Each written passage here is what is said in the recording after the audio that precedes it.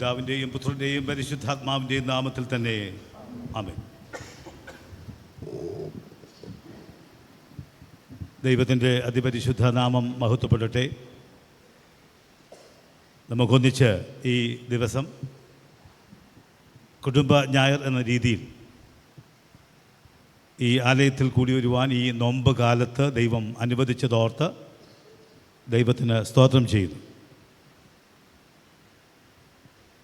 ഈ കുടുംബമായി ഇരിക്കുന്നതിൽ അസ്വസ്ഥതയൊന്നുമില്ലല്ലോ ആർക്കും? സന്തോഷമാണെന്ന് ഞാൻ വിചാരിക്കുന്നത്. എന്നോട് പലരും പറഞ്ഞിട്ടുണ്ട്, എന്തിനാ കുടുംബഞായറിൽ മാത്രം എല്ലാ ദിവസവും ഇങ്ങനെ ഒന്നിച്ചിരിക്കുന്നതല്ലേ ഉചിതം എന്ന് സൂചിപ്പിച്ച് ഞാൻ പറഞ്ഞത് നിങ്ങളുടെ പൊതുയോഗം തീരുമാനിക്കേണ്ട കാര്യമാണ്. എങ്കിൽ നിങ്ങളുടെ ആശയം വളരെ നല്ലതാണ് എന്ന് ഞാൻ അങ്ങനെ പറഞ്ഞവരെയൊക്കെ ഓർമ്മിപ്പിച്ചു. കുടുംബം എന്താണ് എന്നതിനെക്കുറിച്ചുള്ള ഒരു തലക്കെട്ട്, എന്താകണം എന്നതിനെക്കുറിച്ചുള്ള ഒരു തലക്കെട്ടാണ് ഈ വർഷത്തെ കുടുംബ ഞായറുമായി ബന്ധപ്പെട്ട് നമ്മുടെ സഭയുടെ ക്രമീകരണം അനുസരിച്ച് ഡിസംബറിലാണ് ഇത് വരിക. നമ്മൾ പരമ്പരാഗതമായി ഈ ഫെബ്രുവരി മാസമാണ് ആചരിക്കുന്നത്. ഈ വർഷത്തെ ചിന്ത ഫാമിലി ആസ് ഹീലിംഗ് സ്പേസ്, സൗഖ്യദായക ഇടമായ കുടുംബം എന്നുള്ളതാണ്. നമ്മുടെ ഓരോ പ്രസംഗങ്ങളും നമ്മുടെ ജീവിതത്തിൽ ഗൗരവമായ ചില മാറ്റങ്ങൾ ഉണ്ടാക്കേണ്ടതായിട്ടുണ്ട്. കുടുംബം എന്ന വാക്ക് വളരെ വികലമായി ഉപയോഗിക്കപ്പെടുന്ന കാലഘട്ടമാണ്. അതിലേറ്റവും വികലമായി ഉപയോഗിക്കപ്പെടുന്ന ഒരു യൂസേജ് ഇന്ന് ലിവിങ് ടുഗെദർ എന്ന ഒരു വാക്കാണ്. നമ്മുടെ പാരമ്പര്യ കുടുംബങ്ങളെല്ലാം they were living together.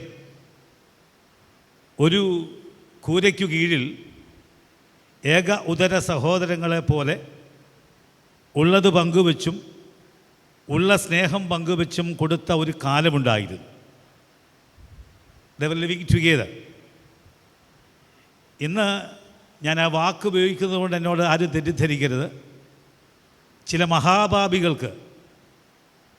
മഹാപാപികൾക്ക് ഇതൊരു സുഖമായി വന്നിട്ടുണ്ട്.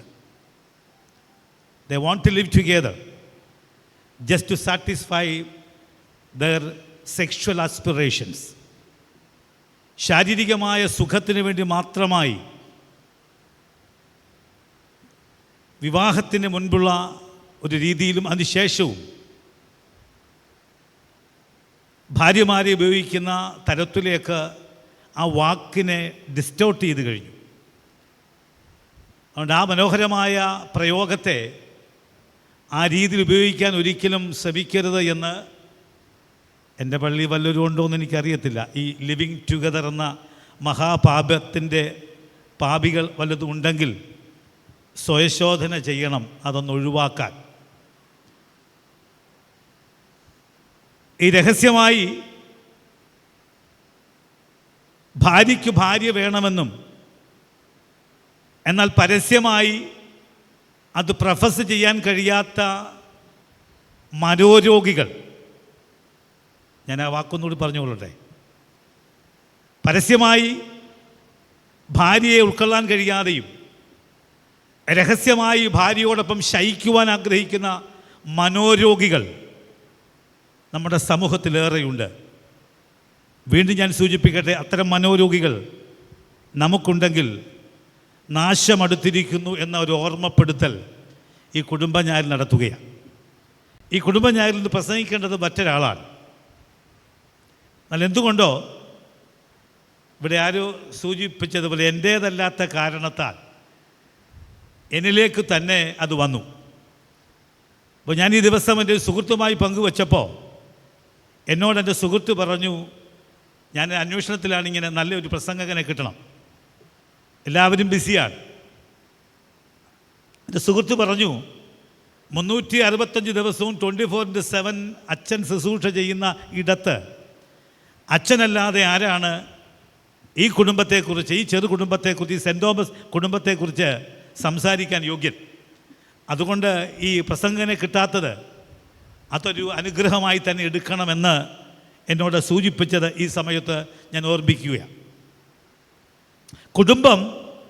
കുടുംബമായി കാണുന്നവന് അതൊരു ഹീലിംഗ് സ്പേസാണ്, അതൊരു സൗഖ്യദായക ഇടമാണ്.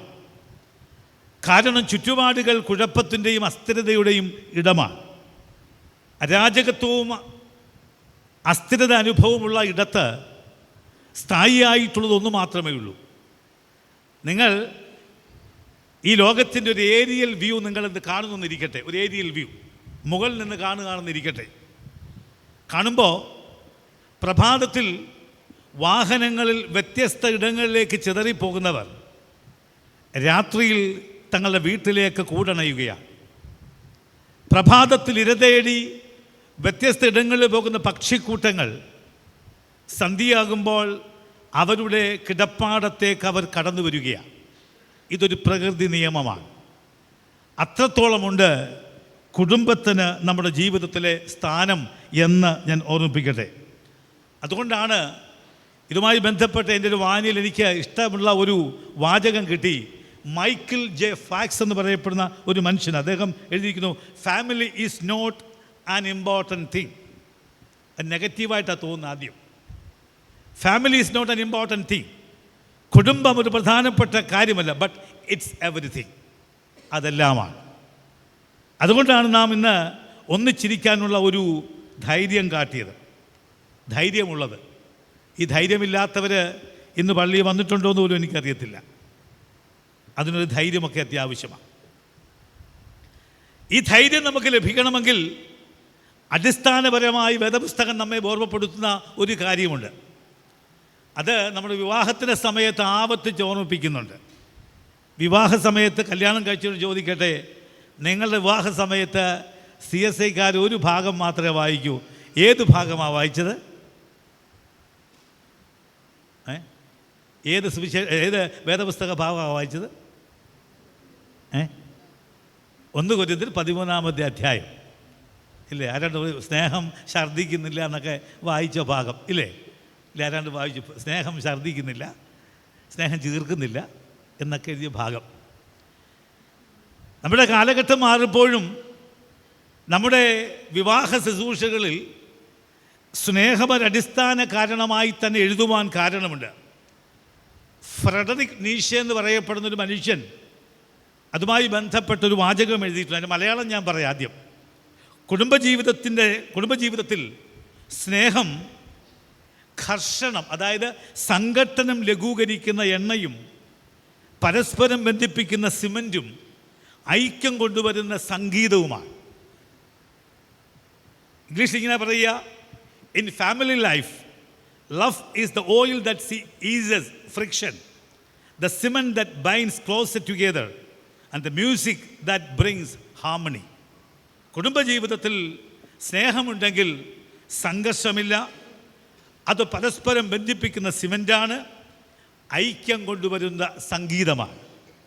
ആ ഒരു വലിയ സ്നേഹാടിത്തറയിൽ, ആ അനുഗ്രഹത്തിൽ നാം മുന്നോട്ട് പോകേണ്ടതായിട്ടുണ്ട്. ഒരാൾ പറഞ്ഞു, സ്നേഹമാണ് കുടുംബത്തിൽ മുറിവ് വെച്ച് കെട്ടുന്ന സുഗന്ധദ്രവ്യം. നമ്മുടെ ജീവിതത്തിൽ ഏത് പ്രതിസന്ധിയുമുണ്ടെങ്കിലും നമ്മുടെ ഭവനത്തിലെത്തി ഭവനവുമായി ചേർന്നിരിക്കുന്ന നിമിഷങ്ങൾ അത് അനുഗ്രഹം. അതുകൊണ്ടാണ് പറഞ്ഞത് family is the source of strength. ചിലർ പറയാറുണ്ടല്ലോ, എൻ്റെ ബലം എന്ന് പറയപ്പെടുന്നത് എൻ്റെ കുടുംബം എന്നോടൊപ്പമുള്ളതാണ്. രോഗിണിയായ ഭാര്യയോടും രോഗിണിയായ ഭർത്താവിനോടും പരസ്പരം കാണിക്കുന്ന സ്നേഹസമയത്ത് സാക്ഷ്യത്തിൻ്റെ മേഖലയിൽ പറയും, എൻ്റെ ശക്തി എൻ്റെ കുടുംബമാണ് എന്ന് പറയുമ്പോൾ ഇറ്റ്സ് റിയലി ആ ഹീലിംഗ് സ്പേസ്. അത് ഒരു മുറിവ് കെട്ടുന്ന ഇടം തന്നെയാണെന്ന് ഓർക്കുക. കേരളത്തിലെ സിനിമാ മേഖലയിൽ താല്പര്യമുള്ളവർക്ക് കാണാൻ താല്പര്യമില്ലാത്ത ഒരു സിനിമയുടെ സംവിധായകനാണ് ജി അരവിന്ദൻ. നിങ്ങൾക്കറിയാം, അദ്ദേഹത്തിൻ്റെ സിനിമ എന്നും ആൾക്കാർക്ക് അത്ര ഇഷ്ടമുള്ളതല്ല. കുമ്മാട്ടി, എസ്തപ്പാൻ, ഇതൊന്നും ഇങ്ങനെ കൊമേഴ്സ്യൽ ഫിലിംസ് അല്ല, എന്നാൽ ഒത്തിരി അർത്ഥങ്ങളുള്ള സിനിമയാണ്. തമ്പു എന്നൊക്കെ പറഞ്ഞ സിനിമയൊക്കെ ആരും കാണത്തില്ല, പക്ഷേ ഭയങ്കര അർത്ഥമുള്ള സിനിമയാണ്. ജീവിതത്തിൻ്റെ പച്ചയായ യാഥാർത്ഥ്യങ്ങളോട് ഇടപെടുന്ന ഒത്തിരി ഫിലിംസൊക്കെ ചെയ്തയാളാണ് ജി അരവിന്ദൻ. അദ്ദേഹത്തിൻ്റെ ജീവിതത്തിൽ ഒരു സംഭവമുണ്ട്. അദ്ദേഹം ഒരിക്കൽ തൻ്റെ സഹധർമ്മിണിക്ക് രോഗിയെ കിടക്കുകയാണ്.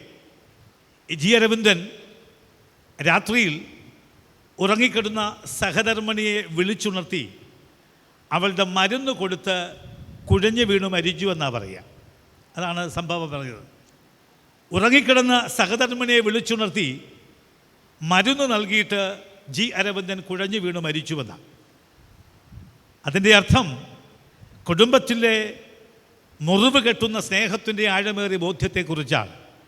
ഇതൊക്കെ തിരിച്ചറിയാൻ പലപ്പോഴും തെല്ല് കുറ്റബോധത്തോടെ പറയട്ടെ, പുരുഷവർഗത്തിന് അത്രത്തോളം ബോധമില്ല. പലപ്പോഴും ഞാൻ ഉൾപ്പെടെയുള്ളവരുടെ തലച്ചോറിനകത്ത് കാട്ടുപോത്തിൻ്റെയും കൂടെ തലച്ചോറ് വെച്ചിട്ടുണ്ടോ എന്ന് എനിക്കൊരു സംശയം പലപ്പോഴും തോന്നിയിട്ടുണ്ട്.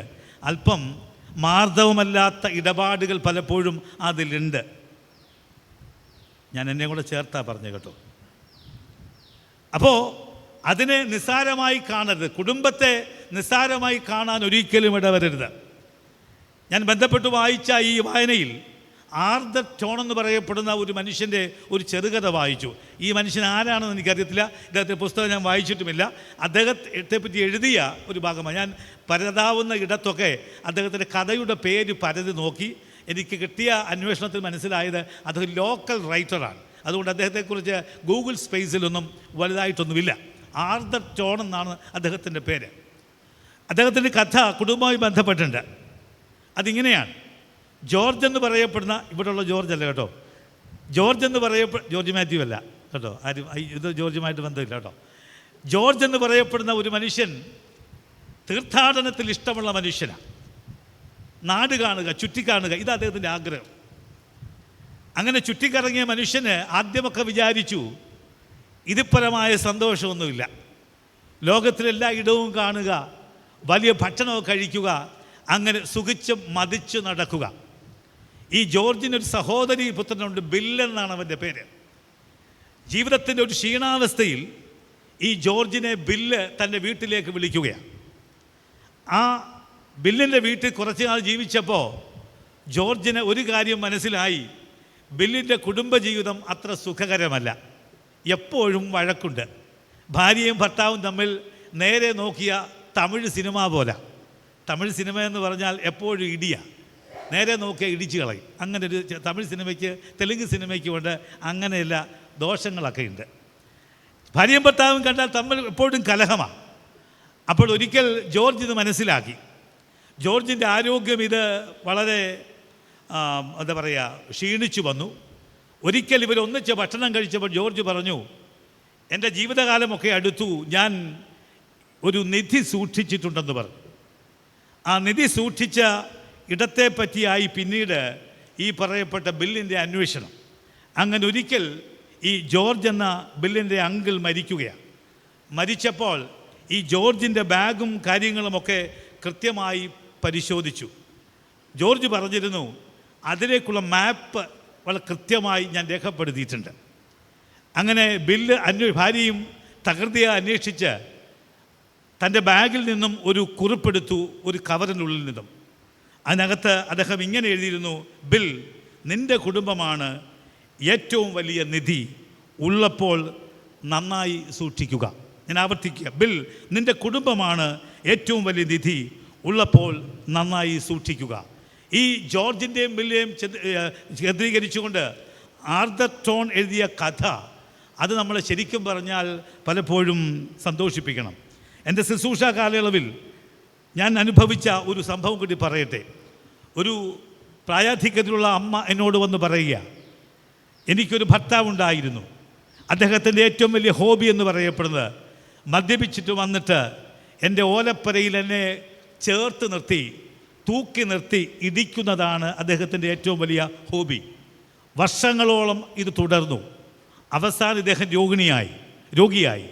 കോട്ടയം മെഡിക്കൽ കോളേജിലെ ഒരു വാർഡിൽ മാസങ്ങളോളം ഞാൻ അവിടെ കിടന്നപ്പോൾ എനിക്ക് ധാരാളം പരിചയക്കാരും ബന്ധുക്കളും ഉണ്ടാകുന്ന തരത്തിൽ മെഡിക്കൽ കോളേജിൽ കിടന്നു. 56-57 ദിവസം ഈ മനുഷ്യനെ ഞാനവിടെ പരിചരിച്ച് ഒരു ശവശരീരമായി എൻ്റെ വീട്ടിലേക്ക് കൊണ്ടുവരുമ്പോൾ എനിക്ക് തൃപ്തിയുണ്ട്. കാരണം എന്നെ ഇടിച്ചതിന് പകരമായി എനിക്ക് സേവനം കൊടുക്കാൻ കഴിഞ്ഞല്ലോ എന്ന് ഈ സ്ത്രീ പറഞ്ഞത് ഞാൻ ഇപ്പോൾ ഓർക്കുകയാണ്. കുടുംബം ഒരു ഹീലിംഗ് സ്പേസാണ്. അതിൻ്റെ മനോഹാരിത ഇടയ്ക്കിടയ്ക്ക് ഞാൻ ഈ ലിവിങ് ടുഗദറിനെ കുറിച്ച് ഓർമ്മിപ്പിക്കും. എന്നോട് ആരും തെറ്റിദ്ധരിക്കരുത്. അതുകൊണ്ട് കുടുംബത്തെ ലിവിങ് ടുഗദറിൻ്റെ പ്ലാറ്റ്ഫോമായി കണ്ട മഹാപാപി ഉണ്ടെങ്കിൽ ആ മഹാപാപമാണ് എന്നൊരു ബോധം ജീവിതത്തിൽ ഉണ്ടാകണം എന്ന് ഇടയ്ക്കിടയ്ക്കൊന്ന് ഓർമ്മിപ്പിക്കും. അത് വിഷയവുമായി ബന്ധമില്ലെങ്കിലും അത് നല്ലതാണെന്ന എൻ്റെ ഒരു വിചാരം. എന്നാൽ ഈ ജീവിതത്തിൽ ഇന്ന് വായിച്ചു കേട്ട വേദഭാഗവുമായി ശുശ്രൂഷയെ ബന്ധിപ്പിക്കേണ്ടതുകൊണ്ട് ഞാൻ ഇന്ന് വായിച്ചു കേട്ട ഉൽപ്പത്തി പുസ്തകം 33-ാം അധ്യായത്തിലേക്ക് നിങ്ങളുടെ ശ്രദ്ധയെ ശ്രദ്ധിക്കുവാൻ ആഗ്രഹിക്കുക. നമുക്കറിയാവുന്നത് യാക്കോബിൻ്റെയും ഏശാവിൻ്റെയും കഥയാണ്. പരമ്പരാഗതമായി പറഞ്ഞു കേൾക്കുന്ന കഥയാണ്. അത് 32-33 അധ്യായങ്ങളിലാണ് ഇന്നത്തെ നമ്മുടെ ചിന്തയ്ക്ക് ആധാരമായ ഭാഗത്തെ കോറിയിട്ടിരിക്കുന്നത്. യേശാവിൻ്റെയും യാക്കോബിൻ്റെയും കഥ നമുക്ക് നന്നായിട്ടറിയാം. ആ സംഭവം നന്നായിട്ടറിയാം. അതൊന്നും ആവർത്തിക്കേണ്ട ആവശ്യമില്ല എന്നാണ് എൻ്റെ പക്ഷം. യാക്കോബ് ആരാണെന്നും യാക്കോബിൻ്റെ പരിമിതികൾ എന്തെന്നും ഏശാവ് ആരാണെന്നും ഏശാവിൻ്റെ പരിമിതി എന്തെന്നും ഇവരുടെ ബന്ധത്തിൻ്റെ തകർച്ചയും ഇവരുടെ ഓടിപ്പോക്കും ഇവരുടെ പ്രയാസങ്ങളൊക്കെ കൃത്യമായി അറിയാവുന്നവരാണ് നമ്മൾ. എന്നാൽ 3 ചിന്തകൾ ബന്ധപ്പെട്ട് പറയാൻ ആഗ്രഹിക്കുന്നത്, യാക്കോബ് തൻ്റെ ജീവിതത്തിലെ ഒരു നിർണായക ഘട്ടത്തിൽ എടുത്ത തീരുമാനം കുടുംബ ബന്ധങ്ങളുടെ ശക്തിക്ക് ഇന്നും അന്നും പ്രചോദനമാകിയാൽ ഒരാദ്യ ചിന്ത യാക്കോബിൽ നിന്നും നിങ്ങളോട് പങ്കിടട്ടെ. Meet God to meet your brother. നിന്റെ സഹോദരനെ സന്ദർശിക്കണമെങ്കിൽ you have to meet your God. ദൈവത്തെ കാണേണ്ടതായിട്ടുണ്ട്. ദൈവത്തെ കാണാത്ത ഒരുവനും സഹോദരനെ കാണാനായിട്ട് കഴിയുകയില്ല. ഉൽപ്പത്തി പുസ്തകം 32-ാം അധ്യായത്തിൽ നാം കാണുന്നുണ്ട്, സാധാരണയായി കാണപ്പെടാത്ത മാലാഖമാരുടെ ഒരു സാന്നിധ്യം യാക്കോബിന് ദൃശ്യമാകുന്നതായി നാം കാണുന്നുണ്ട്. എന്താണ്? തന്നെയും തൻ്റെ കുടുംബത്തെയും കുറിച്ചുള്ള ദൈവകരുണ എത്രയാണ് എന്നറിയിക്കാനുള്ള ഒരു ദൃശ്യചാരുത അനുഭവം യാക്കോബിന് നൽകി എന്നാണ് ബന്ധപ്പെട്ട ഒരു വേദഭാഗം പറയുന്നത്. 32-ാം അധ്യായത്തിൽ യാക്കോബിന് ദൃശ്യമായ ഏഞ്ചലിക് സീൻ അതൊരിക്കലും ആർക്കും അങ്ങനെ ദൃശ്യമാകുന്നതല്ല. എന്നാൽ കുടുംബത്തിൻ്റെ മനോഹാരിതയിലേക്ക് കടക്കുവാനുള്ളവന് ഒരു പ്രചോദനമായി അല്ല മാലാഖമാരുടെ സന്ദർശനം നൽകിയെന്നാണ് ആ ദൃശ്യാനുഭവത്തിലൂടെ നാം മനസ്സിലാക്കുന്നത്. ഓർക്കേണ്ടതായിട്ടുണ്ട്, ഈ ഏഞ്ചലിക് പ്രസൻസ് അല്ലെങ്കിൽ മാലാഖമാരുടെ ഈ ദൃശ്യാനുഭവം എന്നാണ് ഉണ്ടായത്. അത് നിങ്ങൾ കൃത്യമായി ഒന്ന് വായിച്ചു നോക്കണം. യാക്കോബിൻ്റെ ജീവിതത്തിൽ മാലാഖമാരുടെ ഒരു സാന്നിധ്യമുണ്ടായത് ഒരു പ്രത്യേക സന്ദർഭത്തിലാണ്.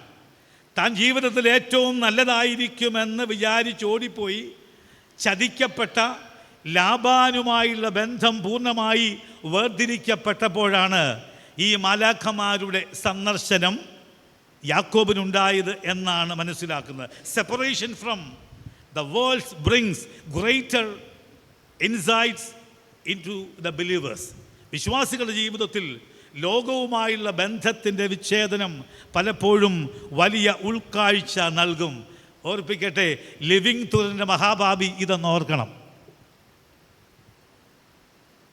ഇതെന്തുകൊണ്ടാണ് എന്നെ ഹേമിക്കുന്നത് എനിക്കറിയത്തില്ല. ആ മഹാഭാവ വർത്താനം ആവർത്തിച്ച് സൂചിപ്പിക്കാൻ എന്നെ ഹേമിക്കുന്ന സംഗതി എനിക്കറിയില്ല.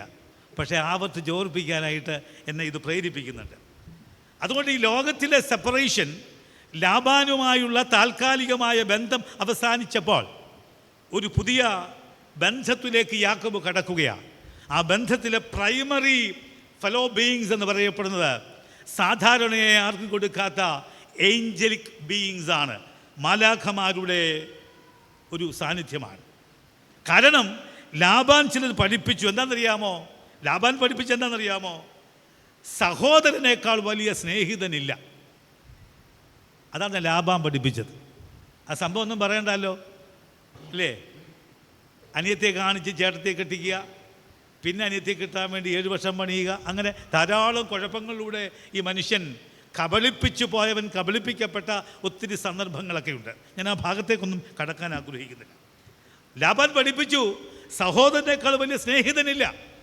അതുകൊണ്ടാണ് ജോൺ ബാപ്റ്റിസ്റ്റ് ലെഗുവേ എന്ന് പറയപ്പെടുന്ന ഒരു മനുഷ്യൻ്റെ ഒരു ചെറിയ വാക്കുണ്ട്, അത് നിങ്ങൾ ശ്രദ്ധിക്കണം. A brother is a friend given by nature. വളരെ കുറച്ചല്ലേ ഉള്ളൂ, നിങ്ങൾ മനസ്സിൽ പഠിക്കാവുന്ന. എന്താ? A brother is a friend given by nature. പ്രകൃതിയാൽ നമുക്ക് ലഭിച്ച ഒരു ഫ്രണ്ടാണ് ഒരു ബ്രദർ. അത് വലിയ പ്രധാനപ്പെട്ട കാര്യമാണ്. പ്രകൃതി നൽകിയ സുഹൃത്താണ് സഹോദരൻ. അപ്പോൾ നമ്മൾ മലയാളിയുടെ ഒരു കൾച്ചർ അനുസരിച്ച് നമ്മൾ ഈ സഹോദരനോട് അങ്ങനെ ഒത്തിരി ചിരിക്കാറൊന്നുമില്ല. സത്യമല്ലേ? ഞാനങ്ങനെ എൻ്റെ ഒത്തിരി ചിരിക്കാറൊന്നുമില്ല. അതൊരു കുറ്റമായിട്ട് തോന്നിയിരുന്ന സമയത്താണ് ഈ ഇതുമായി ബന്ധപ്പെട്ട ഒരു വായന വായിച്ചപ്പോൾ എനിക്ക് ഇഷ്ടപ്പെട്ടൊരു വാചകവും കൂടെ കിട്ടി. അപ്പോൾ ഞാൻ ഇനി തിരിച്ചു, എപ്പോഴും ഒന്നും സഹോദരനോട് ചിരിച്ചില്ലെങ്കിലും വലിയ കുഴപ്പമൊന്നുമില്ല, സ്നേഹിച്ചാൽ മതി എന്നൊരു ചിന്ത. അത് നിങ്ങൾക്കൊക്കെ ചിലർക്ക് കുഞ്ഞുങ്ങൾക്ക് പരിചയമുള്ള ലിയനാർഡോ ഡികാപ്രിയോ എന്ന് പറയപ്പെടുന്ന ഒരു അമേരിക്കൻ നടനുണ്ട്. അദ്ദേഹം ഒരിക്കൽ പറഞ്ഞൊരു വാചകം ഇങ്ങനെയാണ്: brothers don't necessarily have to say anything to each other. സഹോദരങ്ങൾ തമ്മിൽ എപ്പോഴും ഇങ്ങനെ സംസാരിക്കണമെന്നുമില്ല. They can sit in a room and be together and just be completely comfortable with each other. എപ്പോഴും സഹോദരനൊക്കെ ചിരിക്കണമെന്നൊന്നുമില്ല. ഒരു റൂമിലിരിക്കാനും അത് കംഫർട്ടബിളായിരിക്കാൻ അവസരം മാത്രം മതി. അതൊരു നല്ല ഉദ്ദേശമല്ലേ? മലയാളിക്ക് ഒരിക്കലും പറ്റത്തില്ല, സത്യമാണ്. നമ്മൾ സഹോദരനൊക്കെ എപ്പോഴും രാവിലെ ചിരിക്കാൻ പറ്റുമോ? വലിയ പാടാണ്. അല്ലെങ്കിൽ പിന്നെ നമ്മൾ അമേരിക്കയിലെങ്ങനെ ജനിക്കണം. അമേരിക്ക പോവുകയല്ല, പോയാൽ ഇത് തന്നെ പറിച്ചു വെക്കുന്നതാണ്. അവിടെ ജനിക്കണം. അവിടെ ജനിക്കുമ്പോൾ അതിൻ്റെതായ വ്യത്യാസം ഉണ്ടാകും. അപ്പോൾ ഈ ലിയനാർഡോ ഡികാപ്രിയോ, പേരൊന്നും വായി വഴങ്ങുന്നില്ല, ഡികാപ്രിയോ പറയുന്നത് സഹോദരനെ സ്നേഹിക്കാൻ എപ്പോഴും അവനെ നോക്കി ചിരിക്കണമെന്നൊന്നുമില്ല. പക്ഷേ ഹൃദയത്തിൽ ഓർക്കണം, ഞാൻ മുമ്പ് പറഞ്ഞ ഒരു ആലോചന, a brother is a friend given by nature. ദൈവം പ്രകൃതിയാൽ നമുക്ക് നൽകിയ ഒന്നാണ് എന്നൊരു ഓർമ്മപ്പെടുത്തൽ നമ്മളുണ്ടാകണം. അതിന് ഉപോത്ബലകമായിട്ടാണ് 32-ാം അധ്യായത്തിൽ ലാബാനുമായുള്ള ബന്ധം വിട്ടുകഴിഞ്ഞപ്പോൾ ഒരു ഏഞ്ചലിക് പ്രസൻസ് വളരെ പൂർണ്ണമായി യാക്കോബിന് നൽകുന്നത്. ഞാൻ ഇങ്ങനെ പറയട്ടെ, meet God before you meet your brother. പ്രതിസന്ധിയുടെ ഘട്ടത്തിൽ പോകുന്ന ഒരു സഹോദരന് സ്നേഹത്തിൽ ഇടപെടണമെങ്കിൽ ദൈവത്തെ നമുക്ക് ആദ്യമായി കാണാം. ആ കാഴ്ച സഹോദരനിലേക്കുള്ള പാലം അത് അതിവേഗത്തിലാക്കുമെന്ന് ഓർപ്പിക്കുക.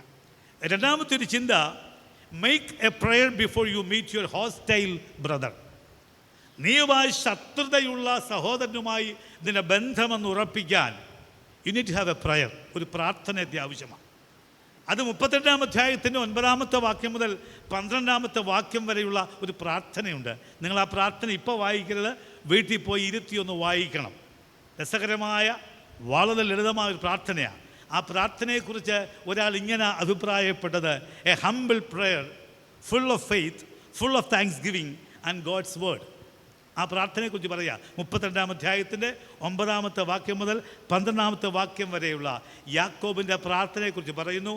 A humble prayer full of faith, full of thanksgiving and God's word. ദൈവത്തിൻ്റെ വചനം നിറഞ്ഞ, നന്ദി നിറഞ്ഞ, വിശ്വാസത്തിൻ്റെ എളിമയുള്ള ഒരു പ്രാർത്ഥനയാണ് എന്ന് പറയുക. ഈ പ്രാർത്ഥന പ്രാർത്ഥിക്കുമ്പോൾ ഓർക്കണം, ഏശാവ് അവിടെ ഇല്ല. ഈ 32-ാം അധ്യായത്തിന് 9-ാമത്തെ വാക്യം മുതൽ 12-ാമത്തെ വാക്യം വരെ വായിക്കുമ്പോൾ ഏശാവ് അവിടെ ഇല്ല. പക്ഷേ ഞാൻ പറയും, ഏശാവ് അവിടെ ഉണ്ട്.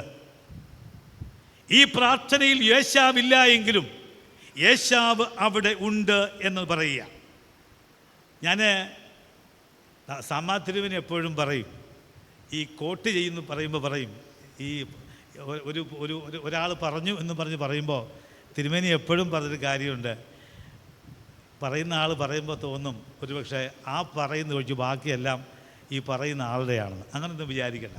ഞാൻ ഈ കുറേ ആൾക്കാരെ പറയുന്നത് എന്നേക്കാൾ ഈ കാര്യത്തിൽ അറിവുള്ള ആൾക്കാരുണ്ടെന്ന് പറയാൻ വേണ്ടി മാത്രമാണ് അത് പറയുന്നത്. യേശാവിൻ്റെ സാന്നിധ്യമില്ലാത്ത ഇടത്ത് യേശാവിൻ്റെ സാന്നിധ്യമുണ്ടെന്നാണ് പറഞ്ഞത്. നമുക്കറിയാം, വായിച്ചാൽ അവിടെങ്ങും യേശാവും യാക്കോബും തമ്മിൽ ദൂരെ ദൂരെ നിൽക്കുകയാണ്. പക്ഷേ ഒരു ചിന്തകൻ പറയുന്നു, യേശാവ് അവിടെ ഇല്ലെങ്കിലും യേശാവ് അവിടെ ഉണ്ട്. ഇങ്ങനെ പറയട്ടെ, Jacob's fear was good because it led him to prayer. Jacob's fear was good because it led him to take a review of life. നമുക്കറിയാം, ഈ പ്രാർത്ഥന കഴിഞ്ഞ് യാക്കോബ് യേശാവിനെ കാണാൻ പോവുക. നിങ്ങൾ ആ സംഭവം നന്നായിട്ട് അറിയാമല്ലോ. ഭയന്നാ പോകുന്നത്. എങ്ങനെയായിരിക്കും ആക്രമണം എന്നറിയാതെ പോകുകയാണ്.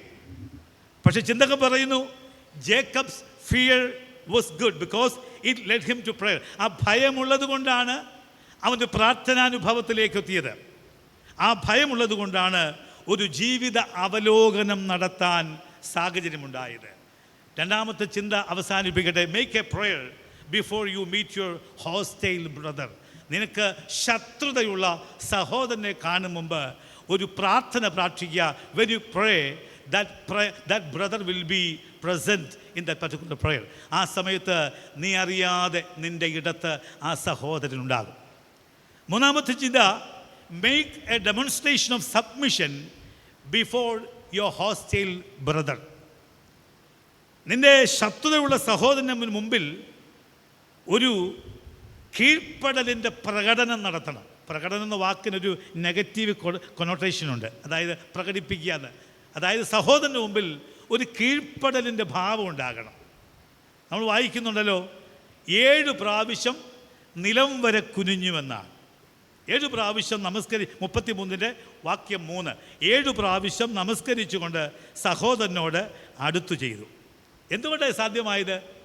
ഒരു സഹോദരന് മുമ്പിൽ തല കുനിക്കാൻ മറ്റൊരു സഹോദരന്, സഹ ഉദരന്, അറിയാലോ, ഒരമ്മയുടെ ഉദരത്തിൽ നിന്നും 2 വ്യത്യസ്ത കാലങ്ങളിൽ ഇറങ്ങി വന്ന 2 പേരെന്നാണ് സഹ ഉദരൻ എന്നതിൻ്റെ ഒരു വിശദീകരിക്കാവുന്ന അർത്ഥം. ഒരു സഹോദരൻ്റെ മുൻപിൽ മറ്റൊരു സഹോദരന് ഒരുപക്ഷെ കുനിയാൻ കാരണമാകുന്നത് അവനുള്ള സ്നേഹം മാത്രമല്ല. ഈ 32-ാമത്തെ അധ്യായം 22, 23 വാക്യങ്ങൾ വിവരിച്ചിരിക്കുന്ന ഒരു സംഭവമാണ്. എന്താ സംഭവം? നമുക്കറിയാം, സഹോദരനുമായുള്ള കാര്യങ്ങൾ ഓർത്താൽ അടുക്കാൻ പറ്റുകയില്ല. സത്യമല്ലേ? സഹോദരൻ ചെയ്തു വെച്ചേക്കുന്ന ഓർത്താൽ അടുക്കാൻ പറ്റുകയില്ല. നിങ്ങളാരും വേദവചനത്തിൽ നിന്ന് പോയി നമുക്കിട്ട് ചെയ്തത് ഓർത്തുകൊണ്ടിരിക്കരുത്. അത് ഇന്ന് ആരാധന തീർന്നാലും അത് ചിന്തിച്ചിരിക്കുകയില്ല. സഹോദരൻ നമുക്കിട്ട് ചെയ്തത് ചിന്തിച്ചാൽ ഒരിക്കലും അവനോടടുക്കാൻ കഴിയത്തില്ല. അതാർക്കറിയാം? യാക്കോബിനറിയാം. പക്ഷേ ലാബാൻ ചതിയനാണെന്നും ഈ പ്രകൃതി നൽകിയ തൻ്റെ സഹോദരനാണ് ഏറ്റവും വലുത് എന്ന ബോധ്യം ഉണ്ടായപ്പോൾ അവന് ദൈവ സാന്നിധ്യം പറഞ്ഞു, അവൻ്റെ ആ കാര്യങ്ങളൊന്നും ഓർക്കേണ്ടതായിട്ടില്ല. പക്ഷേ നിങ്ങൾ 22, 23 വാക്ക് നിങ്ങൾ ആരെങ്കിലും ഉച്ചത്തിലൊന്ന് വായിക്കണം. അതായത് 33-ാം അധ്യായത്തിൻ്റെ 22, 23 വാക്യം. എങ്ങനെയാണ് ഏശാവിനോട് അടുക്കാൻ യാക്കോബിന് പൂർണ്ണ മനസ്സ് വന്നത് എന്ന് ചിന്തിക്കാൻ നമ്മളെ പ്രേരിപ്പിക്കുന്ന ഒരു വാചകമാണ് 22, 23 വാക്യങ്ങൾ. ആരാ ഉച്ചത്തിൽ വായിക്കുന്നത്? ആ, രാത്രിയിൽ അവൻ എഴുന്നേറ്റു തൻ്റെ 2 ഭാര്യമാരെയും 2 ദാസിമാരെയും ആ ആ അവരെ ആറ്റിനക്കരെ കടത്തി. മനസ്സിലായല്ലോ? യാക്കോബും ഏശാവുമായുള്ള ബന്ധത്തിൻ്റെ തകർച്ചയ്ക്കൊരു പക്ഷേ ചില കാരണങ്ങൾ നമ്മുടെ ഇടയിലുമൊക്കെയുണ്ട്. അത് നമ്മുടെ സഹോദരങ്ങൾക്ക് മനസ്സിലാകത്തില്ല. ആരാണ് ഭവനത്തിൽ കലഹം ഉണ്ടാക്കുന്നത്? നമ്മുടെ കുടുംബങ്ങൾ കലഹം ഉണ്ടാക്കുന്ന ആരാ? നിങ്ങൾ പറ. അത് മനസ്സിലാക്കാൻ ഈ വാക്ക് ഉപയോഗിക്കുമ്പോൾ എന്നോട് ആരും തെറ്റിദ്ധരിക്കരുത്. പള്ളിയായതുകൊണ്ട് പറയാതിരിക്കുക തെറ്റാ. പോങ്ങന്മാരായ ഭർത്താക്കന്മാർക്ക് മനസ്സിലാകില്ല, ബഹുപോങ്ങന്മാർക്ക് മനസ്സിലാകത്തില്ല. ആരാ തമ്മിൽ തല്ലിക്കുന്നത്? ആരെയാ തമ്മിൽ തല്ലിക്കുന്നത്?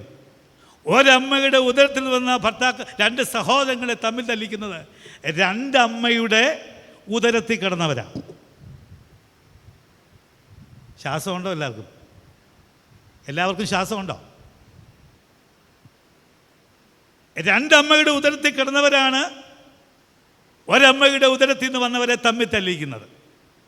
22, 23 വാക്യം. ആദ്യം ഇതിനെല്ലാം കൂടെ ഒന്ന് തന്നെ സഹിക്കാൻ പറ്റില്ല. 2 ഭാര്യമാരും പിന്നെ 2 എല്ലാത്തിനെയും കൂടെ അങ്ങോട്ട് ഇത് അഭിപ്രായം എല്ലാം കൂടെ കേട്ട് യാക്കോബിൻ്റെ തല പുണ്ണാക്കുക. ഒരുപക്ഷെ പ്രാർത്ഥനയുടെ തീവ്രതയിൽ സഹോദരന് നിരന്നിട്ടേ ഉള്ളെന്ന് പറയുമ്പോൾ ഇവളുമാരുമായിട്ട് ഒന്ന് ചിലപ്പം നിരത്തിയിട്ടേ അടങ്ങുന്ന അവസ്ഥയിലേക്ക് മാറും എന്ന ദൈവചിന്തയാകാം. അക്കരെ വിട്ട് കഴിഞ്ഞപ്പോൾ സ്വന്തത്തിലേക്ക് യാക്കോബ് മനസ്സിലാക്കി. ഞാൻ ചില വാക്കുകളൊക്കെ ഇച്ചിരി അസഭ്യം പോലൊക്കെ പറയുന്നു, ക്ഷമിക്കണം എന്നോട്. ചിലരുടെയൊക്കെ നെഞ്ചി കയറണമെങ്കിൽ അങ്ങനെ ഒരു വാക്കുകളൊക്കെ ഉപയോഗിച്ചാൽ പറ്റുമെന്നുള്ളത് കൊണ്ടാണ് ഒരു പഞ്ച് കിട്ടാൻ വേണ്ടി പറയുന്ന. ഇച്ചിരി അസഭ്യമെന്ന് എനിക്കറിയാം. അക്കരെ കൊണ്ട് വിട്ട് കഴിഞ്ഞപ്പോൾ നദിക്കരയിൽ ഒറ്റയ്ക്കൊന്നിരുന്നപ്പോൾ പ്രാർത്ഥനയിൽ മുമ്പ് പറഞ്ഞതുപോലെ ഏശാവും വന്നു. ഏശാവ് രംഗത്തില്ല, പക്ഷേ ഏശാവ് വന്ന് അവിടെ ഏകാന്തമായിരുന്നപ്പോൾ പലതും ഓർത്തെടുത്തു എന്നാ പറയുക. പലതും ഓർത്തെടുത്തു. എന്താ ഓർത്തെടുത്തത് തൻ്റെ ബാല്യകാലമാകാം. ഒരു ചിന്തകൻ ഇങ്ങനെയാണ് പറഞ്ഞിരിക്കുന്നത്, ആ ഒറ്റ ഇരുത്തയിൽ it was a moment of internal struggle. ഒരു ആന്തരിക സംഘർഷത്തിൻ്റെ സമയമാണ്. It was a time of introspection and inner turmoil. ആത്മപരിശോധനയുടെയും ആന്തരിക പ്രക്ഷുബ്ധതയുടെയും സമയമായിട്ട് മാറി. ഞാൻ വീണ്ടും ആവർത്തിക്കട്ടെ, ഭാര്യമാരെയും പരിചാരകരെയും ഒക്കെ അപ്പുറത്ത് വിട്ടുകഴിഞ്ഞ് ആ യാബോക്ക് നദിക്കരയിലൊന്നിരുന്നപ്പോൾ it was a time of internal struggle. ഞാൻ എന്തിനാണ് എൻ്റെ സഹോദരനുമായി കലഹിക്കുന്നത്? It was a time of introspection and inner turmoil. ആത്മപരിശോധനയുടെയും ആന്തരിക പ്രക്ഷുബ്ധതയുടെയും സമയമായിട്ട് മാറി. കാരണം ഞാൻ എന്തിനാണ് എൻ്റെ സഹോദരനുമായി ഞാൻ കലഹിച്ചിരിക്കുന്നത്? അൾട്ടിമേറ്റ്ലി ആ ഒരു കാര്യമാണ് ഒരു മൽപ്പിടുത്തത്തിലേക്ക് പോകുന്നതായി നമ്മൾ വായിക്കുന്നത്. ഒരു പക്ഷേ പ്രതീകാത്മകമായ ഒരു മൽപ്പിടുത്തമാണ്. രാവേറെ യാക്കോബ് ഒരു മൽപ്പിടുത്തത്തിൽ ഏർപ്പെട്ടു എന്ന് പറഞ്ഞാൽ അവനിലെ ആത്മസംഘർഷവും അവനിലെ ആത്മപ്രക്ഷുബ്ധതയും അവനിലെ ആത്മസംഘർഷവും ഏകാന്തതയിൽ ആ രാത്രിയിൽ അവനുമായി ഒരു പക്ഷേ മല്ലിട്ടുണ്ടാകാം. പ്രഭാതം വരെ അത് മല്ലിടുകയാണ്. പ്രഭാതം വരെ ആ മല്ല് തുടരുകയാണ്. ബന്ധപ്പെട്ട് വായിച്ചൊരു ഭാഗത്തെൻ്റെ ചിന്ത ഇങ്ങനെയാണ്. അത് ഡയറക്റ്റ് എഴുതിയിട്ടില്ല എങ്കിലും ഞാൻ ഇങ്ങനെ അതിനെ പറയാൻ ആഗ്രഹിക്കുകയാണ്. രാത്രിയിൽ ഈ ആത്മസംഘർഷത്തിൻ്റെ വലിയ ചിന്തയിൽ ഏകനായിരുന്നപ്പോൾ ചെറുപ്പകാലത്ത് തൻ്റെ അമ്മയും സഹോദരങ്ങളും ഒത്തിരി വെച്ച് വളർന്നതൊക്കെ ഓർത്തു വന്നപ്പോൾ പ്രശാന്തമായ യാബോക്ക് നദിയുടെ വെള്ളമിങ്ങനെ തെളിഞ്ഞ് യാക്കോബ് ആ നദിയിലേക്ക് നോക്കുകയാണ്. നദിയിലേക്ക് നോക്കുമ്പോൾ യാക്കോബിൻ്റെ മുഖം വളരെ കൃത്യമായി കാണാവുന്ന തരത്തിൽ പ്രകാശമുണ്ട്. ആ പ്രകാശത്തിൽ തൻ്റെ ജീവിതത്തിൻ്റെ പ്രഭാതകാലങ്ങളെ ഓർത്ത, ജീവിതത്തിൻ്റെ ആദ്യകാലങ്ങളെ ഓർത്ത, യേശാവുമൊത്തുള്ള ആദ്യ ദിനങ്ങളെ ഓർത്ത യാക്കോബിൻ്റെ കണ്ണിൽ നിന്നും ഒരു തുള്ളി കണ്ണുനീർ ആ യാബോക്ക് നദിയുടെ പ്രശാന്തമായ വെള്ളത്തിലേക്ക് വീഴുകയാണ്. ആ ഒരു തുള്ളി കണ്ണുനീർ വീണപ്പോൾ അതുവരെ കണ്ടുകൊണ്ടിരുന്ന യാക്കോബിൻ്റെ മുഖത്തിൻ്റെ ഭാവത്ത് ഒരു ചെറിയ ചലനമുണ്ടായി. ആ ചലനമുണ്ടായപ്പോൾ യാക്കോബിന് ബോധ്യമായി തൻ്റെ മുഖത്തിൻ്റെ ഷെയ്പ്പ് ഒരു ഇഞ്ച് മാറിയാൽ അതെൻ്റെ സഹോദരനാണ്. എൻ്റെ മുഖത്തിൻ്റെ ഷെയ്പ്പ് ഒരു ഇഞ്ച് മാറിയാൽ അതെൻ്റെ സഹോദരനാണ്. ആ ഒരു ബോധ്യമാണ് യാബോക്ക് നദി കടന്നപ്പോൾ അവൻ്റെ ജീവിതത്തിൽ ഉദരനെ ഉൾക്കൊള്ളുവാനുള്ള ഒരു മാനസിക നിലവാരത്തിലേക്ക് വന്നത് എന്ന് ഓർപ്പിക്കാൻ ആഗ്രഹിക്കുക. ആ ഓർമ്മപ്പെടുത്തലാണ് 33:3 പറയുന്നു, he bowed himself to the ground. ഭൂമിയോളം താണ് യാക്കോബ്. എല്ലാം മനസ്സിലാക്കി. ഏകനായിരുന്നപ്പോൾ തൻ്റെ ഭാര്യമാരുടെയും പരിചാരകരുടെയും അസാന്നിധ്യത്തിൽ തൻ്റെ കുടുംബത്തിൻ്റെ മനോഹാരിത വളരെ കൃത്യമായി മനസ്സിലാക്കി. ഒരാളിങ്ങനെ പറയുന്നു, that change shows his moral character. അവൻ്റെ ധാർമ്മികമായ സ്വഭാവത്തെ, അതിൻ്റെ മാറ്റത്തെ കാണിക്കുകയാണ്. ആ ഒറ്റ കാര്യം തന്നെ പറയുന്നു, എനിക്ക് ലോകാധികാരങ്ങളൊന്നും വേണ്ട എന്ന് യാക്കോബ് തീരുമാനിക്കുകയാണ്. പിന്നെ അങ്ങോട്ട് പെട്ടെന്ന് പറഞ്ഞ് അവസാനിപ്പിക്കട്ടെ. ഈ വലിയ ബോധ്യമുണ്ടായപ്പോൾ they saw each other, they wept together. അവർ ഒന്നിച്ച് കരഞ്ഞു. they kissed each other. അവർ കെട്ടിപ്പിടിച്ചു. അവിടെ ഇരുന്നിട്ട് ഒരു കാര്യവും പഴയതോർത്തില്ല. പണ്ട് നമുക്ക് അപ്പൻ പണം തന്നതോ തരാത്തതോ, അമ്മ തന്നതോ പണം തരാത്തതോ ഒന്നും ഓർത്ത് ചർച്ച ചെയ്തില്ല. അല്ലെങ്കിൽ പിണക്കത്തിന് കാരണമായ സാമ്പത്തികമായ വിഭജനത്തിൻ്റെ കണക്കുകളൊന്നും അവർ പറഞ്ഞില്ല. They don't want to discuss and resolve the past. പഴയതൊന്നും ഓർത്തെടുക്കാൻ അവർക്ക് താല്പര്യം ഉണ്ടായില്ല. They don't want to argue again and again. അത് പറഞ്ഞ് വീണ്ടും ഇങ്ങനെ ആർഗ്യൂ ചെയ്യാനും അവർക്ക് താല്പര്യം ഉണ്ടായില്ല. അവർ ലോകത്തോട് നമ്മോട് പറഞ്ഞു, what was past was past. കഴിഞ്ഞത് കഴിഞ്ഞു, ഇനി നാം ഒന്നാണ്. കുടുംബജീവിതത്തിൻ്റെ മനോഹാരിത മനസ്സിലാക്കണമെങ്കിൽ നമ്മളൊന്ന് പോകേണ്ടതായിട്ടുണ്ട്. ഞാൻ ആവർത്തിച്ചോർപ്പിക്കട്ടെ, ഏകാന്തതയിൽ യാക്കോബിന് അവനിലേക്ക് പോകുവാൻ കഴിഞ്ഞത് എക്സ്റ്റേണൽ ചിന്തകൾ അവരെ ബാധിച്ചതുകൊണ്ടാണ്. സഹോദരങ്ങൾ തമ്മിൽ നമ്മുടെ സഭയിൽ വേർപെട്ടിരിക്കുന്നുവെങ്കിൽ ഓർക്കണം, നീ വേർപെട്ടിരിക്കുന്നത് നിൻ്റെ സഹ ഉദരനുമായിട്ടാണ്. വേർപാടിന് കാരണമായത് 2 ഗർഭപാത്രങ്ങൾ കിടന്നവരുടെ ചിന്തകളാണ് എന്നോർക്കണം. അതൊരിക്കലും ഒന്നാകാൻ പാടില്ല, സാധ്യതയും വളരെ കുറവാണ്. Unless and until they are directed by the almighty God. ദൈവം അവരെ നിയന്ത്രിച്ചില്ല എങ്കിൽ ആ ഒരു വലിയ ബോധ്യത്തിൽ മനസ്സിലായിക്കൊണ്ട് ദൈവകൃപയിൽ ജീവിപ്പാൻ കർത്താവ് നമ്മെ സഹായിക്കണം. നാം ഒന്നുകൂടി ചിന്തിക്കട്ടെ.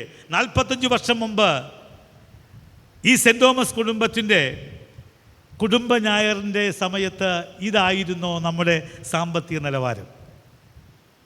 ആണോ? മനസ്സിൽ പറഞ്ഞാൽ മതി. 50 വർഷം മുമ്പ് നമ്മുടെ കുടുംബ ഞായറിൻ്റെ സമയത്ത് ഇതായിരുന്നോ നമ്മുടെ വസ്ത്രധാരണ ശൈലി? 50 വർഷം മുമ്പ് നമ്മുടെ ആരാധന ഇടത്തൊരു കുടുംബ ഞായർ ഉണ്ടായിരുന്നുവെങ്കിൽ നമ്മളൊക്കെ വന്ന് ഇതേ മനോഭാവത്തോടു കൂടിയായിരുന്നോ? ഇതേ സന്തോഷത്തോടു കൂടിയായിരുന്നോ? എല്ലാം തികഞ്ഞവരായിട്ടാണോ? അല്ല, ഒന്നുമില്ലായ്മയിലായിരുന്നു. ആ ഒന്നുമില്ലായ്മയുടെ അവസ്ഥയിലേക്ക് നമുക്ക് ഒന്ന് കടന്നു പോകേണ്ടതായിട്ടുണ്ട്. നമ്മൾ 24-ാമത്തെ കീർത്തനം പലപ്പോഴും നമ്മൾ പാടാറുണ്ട്. പലപ്പോഴും പലരും വിചാരിക്കുന്നത് അത് മരണ ദിവസം പാടേണ്ടതാണെന്നാണ്. പണ്ടൊരു പുള്ളി അങ്ങനെ പാടുകയും ചെയ്തു. ഒരു പള്ളിയിൽ പ്രാരംഭ പാട്ടായിട്ട് ഒന്നുമില്ലായ്മ പാടിയപ്പോൾ ആദ്യമായിട്ട് പള്ളി വന്നൊരു പുള്ളി അങ്ങ് തിരിച്ചു പോയപ്പോൾ പിറ്റേ ആഴ്ച അച്ഛൻ ചോദിച്ചു, ഞായറാഴ്ച പള്ളി വന്നിട്ട് തിരിച്ചു പോയെന്താ? അപ്പോൾ അദ്ദേഹം പറഞ്ഞു, വന്നപ്പം അവിടെ ഒരു ശവസംസ്കാരം നടക്കുകയായിരുന്നു. അപ്പോൾ എന്താ കാര്യം? ആദ്യ പാട്ട് ഒന്നുമില്ലായെങ്കിൽ പാടിയപ്പോൾ ശവസംസ്കാരം വന്ന് ഈ മനുഷ്യൻ തെറ്റിദ്ധരിച്ചു. പക്ഷെ അതിൻ്റെ ഓരോ വരികൾ നമ്മോട് പറഞ്ഞ കാര്യമുണ്ട്. എനിക്ക് തോന്നുന്നു നമുക്കത് എഴുന്നേറ്റ് ആ പാട്ടൊന്ന് പാടണമെന്നൊരു വിചാരം, ചില ഓർമ്മപ്പെടുത്തലുകൾ, ചില ചിന്തകൾ നമ്മളിലേക്ക് വരുവാൻ. ചെറുപ്പകാലത്തേക്ക് പോകണം. എപ്പോഴും സഹോദരി എങ്ങനെയാണ് ജീവിച്ചത്, ഇന്നെങ്ങനെയാണ് ജീവിക്കുന്നത്? അന്ന് ഇല്ലായ്മയുടെ നാളുകളിൽ എല്ലാം ദൈവം തരുന്നതുവരെ നമുക്കെങ്ങനെ ജീവിക്കാൻ കഴിഞ്ഞു, ഇന്നെങ്ങനെ ജീവിക്കുന്നു എന്ന് ഒന്ന് ചിന്തിച്ചുകൊണ്ട് ആ പാട്ടിൻ്റെ 2 സ്റ്റാൻസ് നമുക്ക് ചേർന്ന് പാടാം. നമുക്കെല്ലാവർക്കും എഴുന്നേൽക്കാം.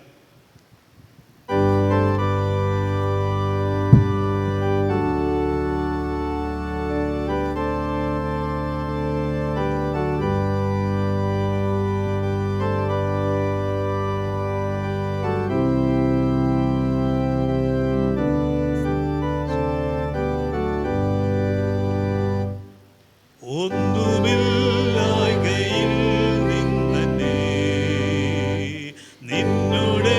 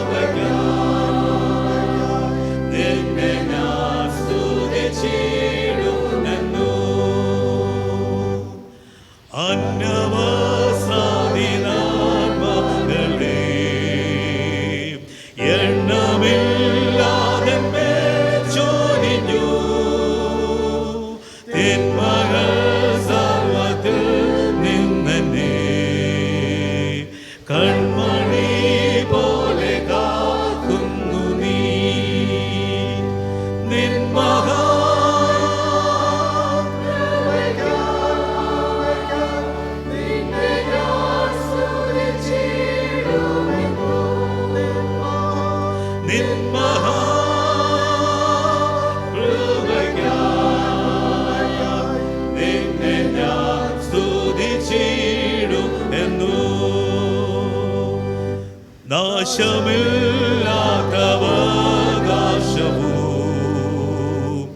യേശുവിൻ ഭാഗ്യസാന്നിധ്യവും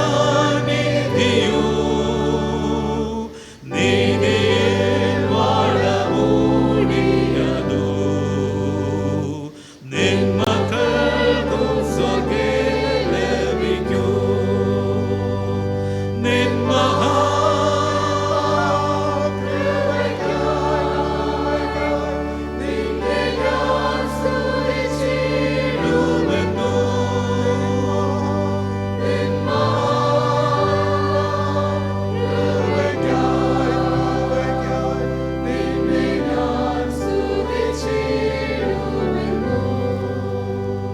പരിശുദ്ധ പിതാവേ, സ്വർഗീയ നല്ല ദൈവമേ, ഞങ്ങളുടെ ബന്ധങ്ങളെ നീ ശക്തമാക്കണമേ.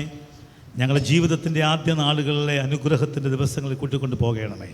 ദൈവമേ, നന്മയിൽ ജീവിപ്പാൻ ഞങ്ങളെ പ്രാപ്തിപ്പെടുത്തണമേ. ഞങ്ങളുടെ കുടുംബ ബന്ധങ്ങളെ ശക്തമാക്കി ഞങ്ങളെ പ്രാപ്തിപ്പെടുത്തണം.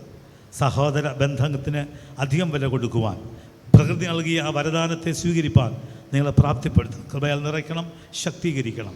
യേശു മൂലം പ്രാർത്ഥന ദയവുണ്ടായി കേൾക്കണമേ. ഇപ്പോൾ പിതാവായ ദൈവത്തിനും പുത്രനായ ദൈവത്തിനും പരിശുദ്ധാത്മാവായ ദൈവത്തിനും സകല ബഹുമാനം മഹത്വവും സദാകാലം ഉണ്ടായിരിക്കുവാനാണ്.